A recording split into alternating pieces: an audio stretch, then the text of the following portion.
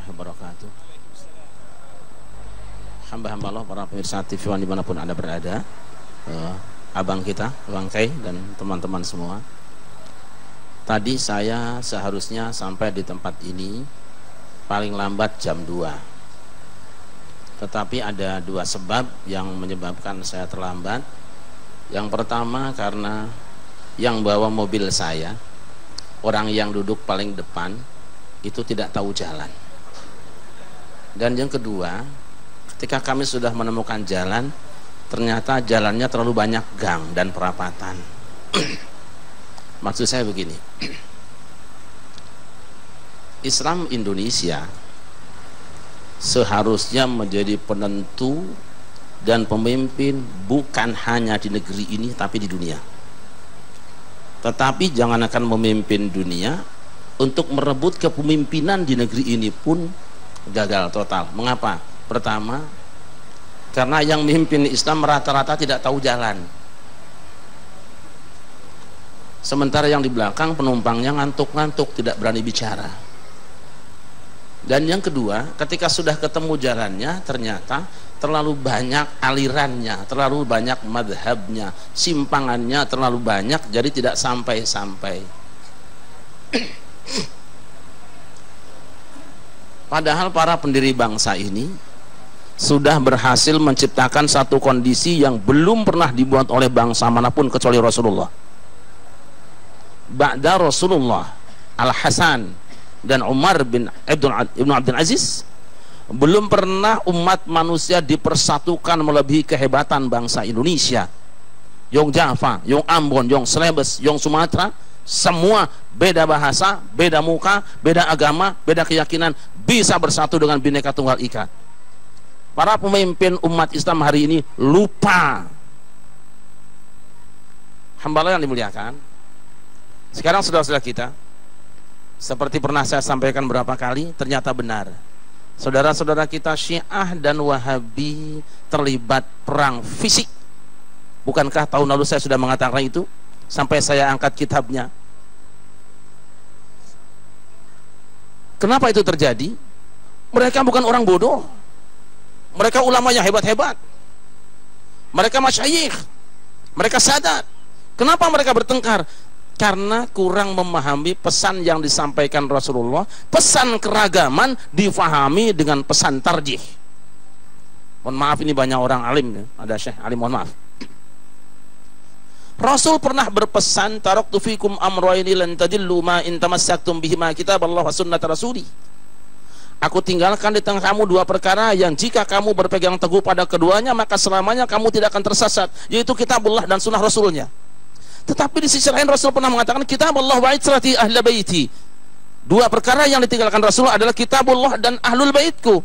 Ini pesan Rasul bukan untuk dipertentangkan, artinya alternatif. Engkau boleh ikut ahlul bait, engkau boleh juga ikut ahlus sunnah. Kalau dua-duanya diamalkan dengan semangat untuk kebersamaan, beres dunia ini. Tapi sayangnya sudah 1000 tahun lebih para ulama yang baca hadis ini semangatnya tarjih. Yang kuat yang ini, yang hebat yang ini lebih lemah, ini lebih kuat. Tidak ada yang lemah, dua-duanya sah, dua-duanya sahih, tinggal masing-masing mengamalkannya. Salahnya dipertentangkan. Ini dia. Yang satu semangat kita harus ahlul bait, yang tidak ahlul bait bid'ah dan dolalah. Yang satu mengatakan sunnah, yang tidak sunnah bid'ah dolalah. Ini bertentangkan. Seharusnya dua jalan ini alternatif. Saya kesini ada dua jalan sebetulnya. Mungkin akan lebih cepat lewat Kampung Rambutan lurus keluar Jatiwaringin. Tapi saya juga boleh kan kesini, ke rumah Bangkai ini lewat ke Cawang, masuk kemudian asrama haji, belok kiri, resikonya macet sedikit, wajar saja. Namanya jamaah agak macet sedikit, wajar saja. Hamba Allah yang dimuliakan, bangsa Indonesia dulu ketika belum banyak gang, aman dan damai luar biasa. Tapi anak-anak bangsa tidak puas. Tidak puas dengan Islam yang dibawa oleh para ulama, wali songo, para habaib, para kiai. Tidak puas kita. Kemudian kita terbujuk oleh macam-macam Islam yang model-model yang berbeda. Kita tidak pernah mengatakan salah, tetapi kurang baik dan jadi masalah. Salahnya Menteri Agama bungkam, mungkin tidak ngerti juga dia. Salahnya presiden juga diam, mungkin nggak bisa baca Quran dia.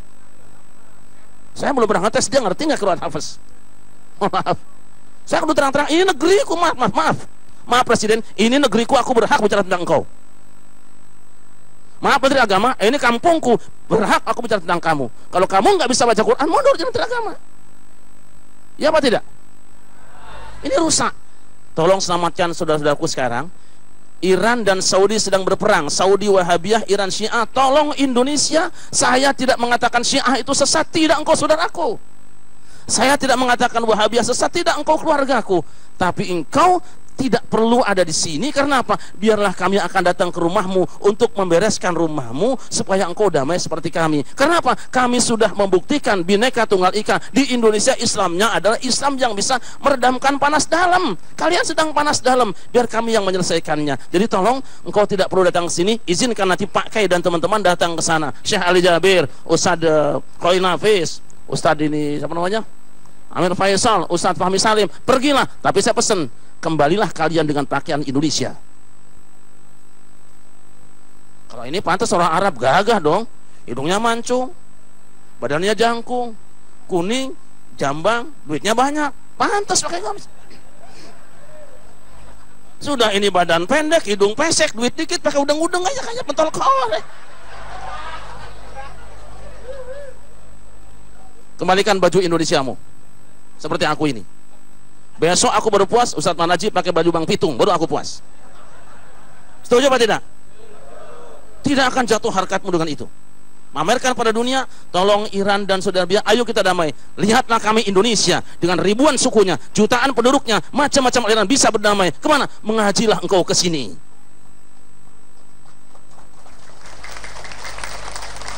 Hamba yang dimuliakan, ini sih bukan pamer, bukan, ya kan? Bukan pamer, kita ingin berbagi lah, ingin berbagi. Ustadz Fahmi Salim kalau pakai belangkon ganteng dia, tidak akan berubah jadi cantik, tidak, tetap ganteng, orang laki-laki kok. Hamba-hamba Allah yang dimuliakan, kasihan saudara kita, kasihan bang, kasihan sekali. Saatnya turun tangan kita.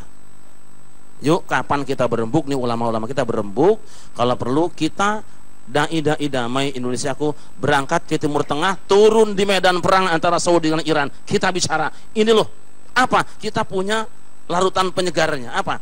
Larutan yang penyegar yang punya hanya kita. Mereka panas dalam, penyegarnya apa? Satu, harus ada yang, saya nggak akan sebut capnya, nanti jadi iklan.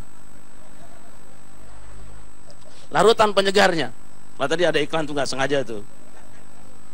Satu, Islam Indonesia adalah Islam yang tawasud, pertengahan pemahamannya. Kedua, Islam adalah Islam yang tawazun, selalu menjaga keseimbangan. Yang ketiga, Islam Nusantara adalah Islam yang tasamuh, toleran dalam perbedaan. Terserah capnya apa, yang penting ini aja. Itu larutan penyegar yang kita punya. Ayo kita produk, kita perbanyak. Saudara-saudaraku yang kalian sudah terlanjur dengan Wahabi bergabung dengan Syiah, tolong fahami, biarkan kami akan buktikan bahwa sebenarnya warisan leluhurmu jauh lebih mujarab untuk menyembuhkan konflik di Timur Tengah. Mereka sedang panas dalam, akan kita berikan larutan penyegarnya dari Indonesia, adem semuanya insyaallah. Hasbunallah.